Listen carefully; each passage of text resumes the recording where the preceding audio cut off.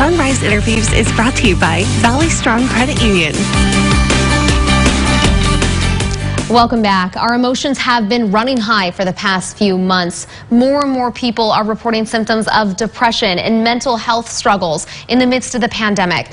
But there are some things that you can do right now to build your emotional intelligence and help increase resiliency. Dr. Corey Gonzalez is joining us this morning to share a little bit about emotional intelligence and how we can develop our own.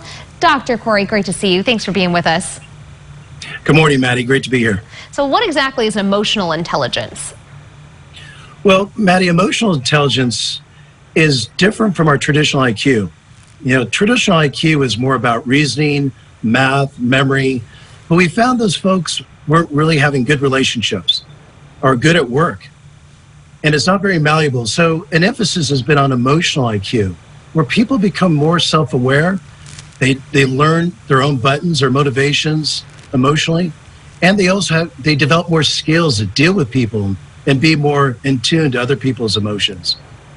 How do you develop emotional intelligence? Well, there's a few things. One of them is you work on being more self-aware, learning how to regulate your own emotions, and also being more empathic and understanding to others and having better social skills. And so, you know, learning how to regulate your own emotions is very important. Learning how to calm yourself down, you have anxiety, but also social skills, emphasizing things like shared humanity, you know, assume the goodness in people, being present, putting down your gadgets, you know, your electronics, listening without self-talk in your mind, and, you know, seeing yourself as a support and a resource. It's really kind of a mental habit of going from being distracted to present, looking at, instead of a threat, a challenge, going from perfectionism to gratitude, going from pessimism to optimism. And so it's really being more self-aware and also having better relationships with others, more emotionally based. You know, some people are naturally optimistic, some people are naturally pessimistic. How do you switch that? If you are a naturally pessimistic person, how do you become more optimistic and force yourself to think those positive thoughts? Well, there's a lot of values in being optimistic, because you realize that when you're optimistic, you're going to find some growth from things.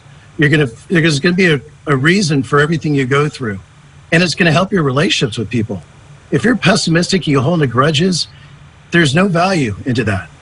You hold on to tension, you hold on to anxiety, letting go of things, reconciling things with people is a very important attribute. You know, how do you force yourself, though? I think some people think, well, that's just how I am naturally. That's just how I am. I can't change it.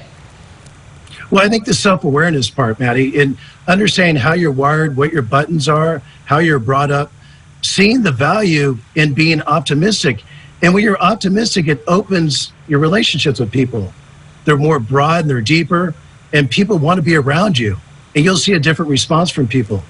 So you have to practice these things. You have to be aware where you're from, and it takes skill. And do you think that, you know, right now you're talking about the, you know, the detriments of being distracted and using our gadgets to distract us. Do you think that those things are hurting us more in the area of emotional intelligence, social media and things like that? Big time, Maddie, because when you're on your gadgets and you're preoccupied, you're not present. You do your best work when you see people, you hear people, you're very in tune with people, and your interactions are much more quality.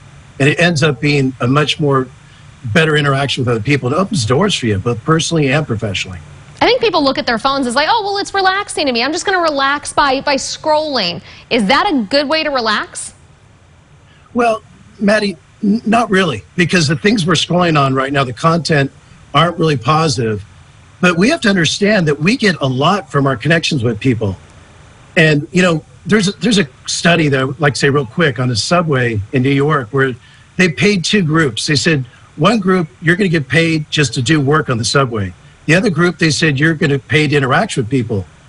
And when people got assigned to the group that had to do work on their own, they found themselves to be more happy and say, this could be better off. The people that had to interact with people were upset. But if the follow-up study in over 500 people found the people that interacted with others had a much better experience.